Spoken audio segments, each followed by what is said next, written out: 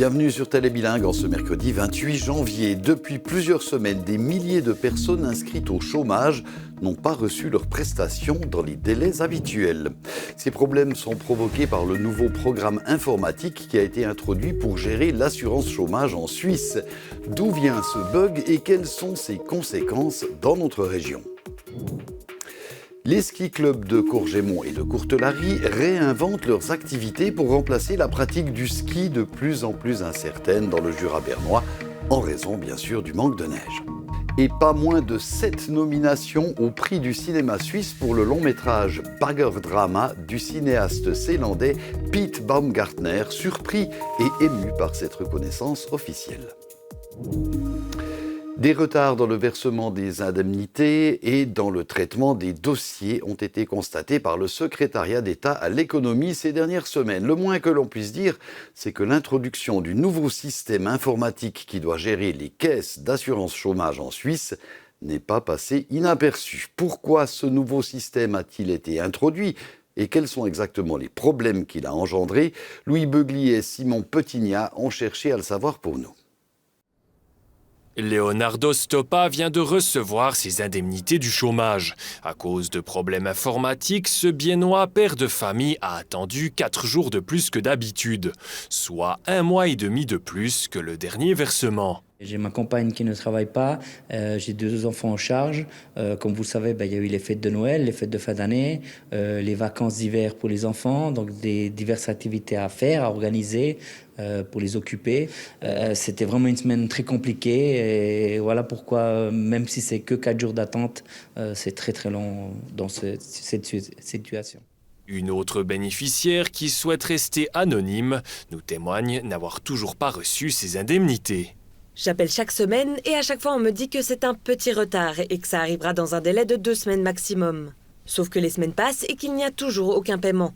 De mon côté, ça me met dans des galères énormes. Je ne peux pas payer mes factures, je n'ai aucun revenu et la situation devient vraiment angoissante.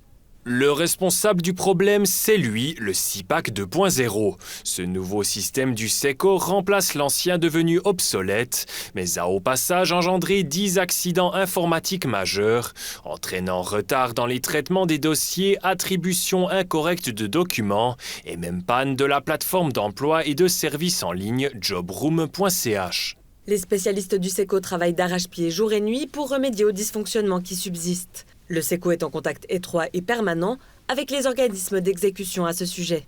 Directement impactée, la Caisse du chômage du canton de Berne a mobilisé davantage de personnel et d'heures de travail afin de minimiser les répercussions.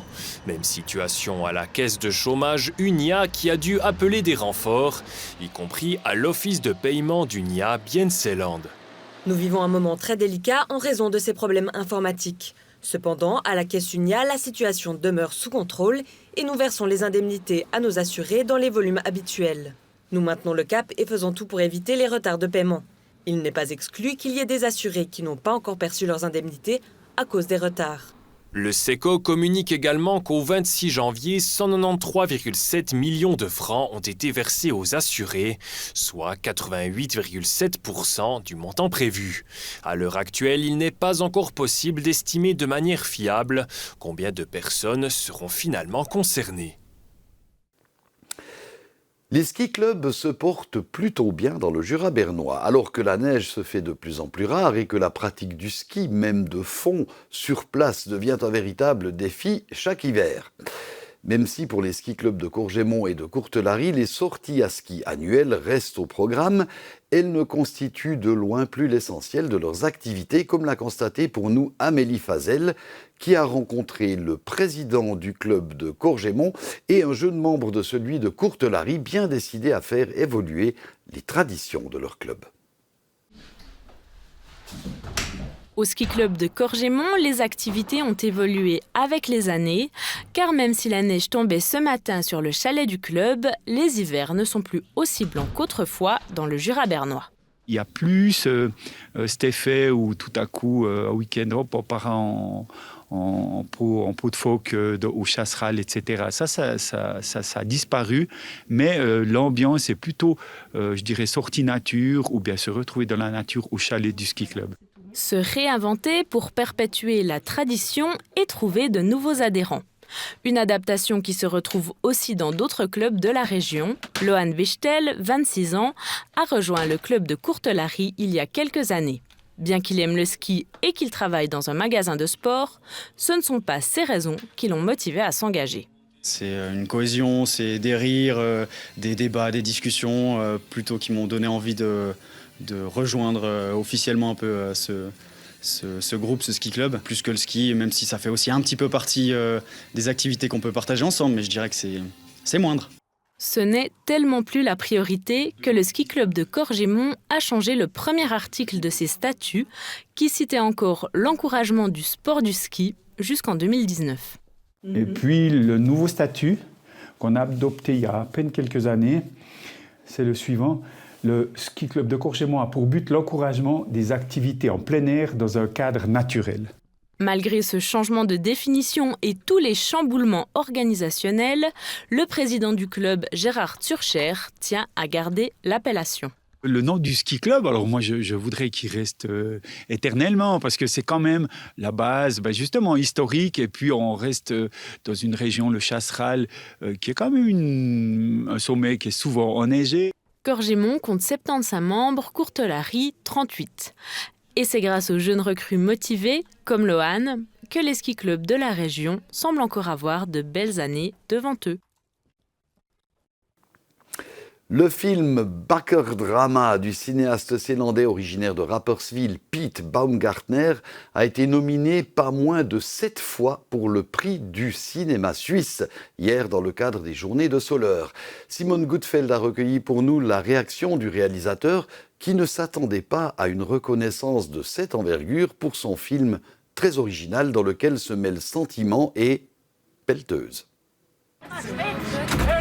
Bakkerdrama, un film du terroir qui parle de famille, de coups du destin et de pelleteuses. Des pelleteuses dansantes. Le film a été tourné dans la région de Berne.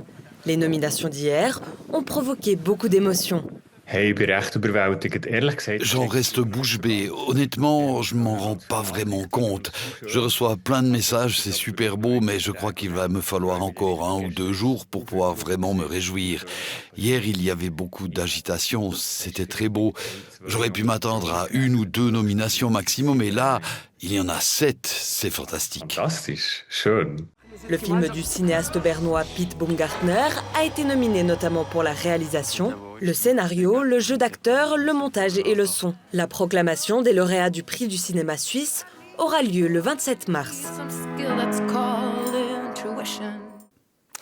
L'arrivée du nouvel entraîneur principal, Christian Dubé, au HC Bienne il y a 1 semaine seulement, semble déjà porter ses fruits. En tout cas, mardi soir, dans le derby régional contre le dernier du classement, le HC Ajoie, les joueurs zélandais ont livré un véritable festival offensif et se sont imposés sur le score sans appel de 6-3, en engrangeant ainsi 3 points très importants.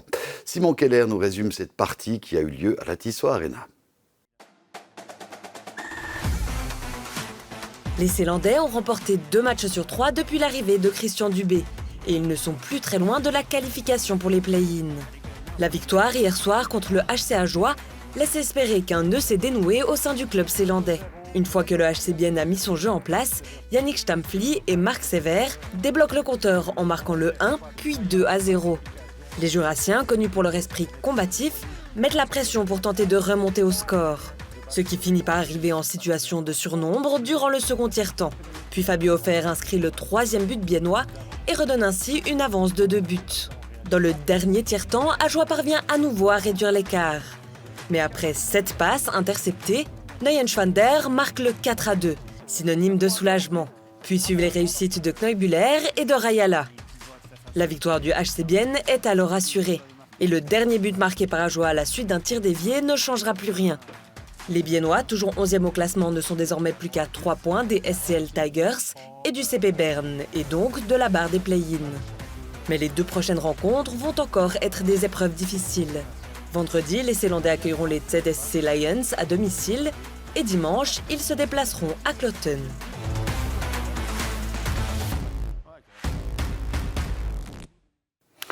Et le HC Bienne annonce qu'il a prolongé son contrat avec le défenseur oberlandais de 31 ans, Miro Tsriid, qui restera ainsi à Bienne jusqu'en avril 2029. Tout à l'heure, vous pourrez suivre l'interview de Claudia Noira avec son invité. Elles vont sans doute nous offrir un peu de dépaysement dans les mers chaudes. Il y a des choix de vie plus radicaux que les autres. La biennoise Amélie Jaillat a, elle, décidé de quitter Bienne et la Suisse pour s'installer du côté de Bali, pour vivre son amour et pour vivre aussi du côté professionnel. Elle réalise des documentaires et est une spécialiste de réalisation de contenus digitaux. On en parle tout à l'heure dans l'interview du jour.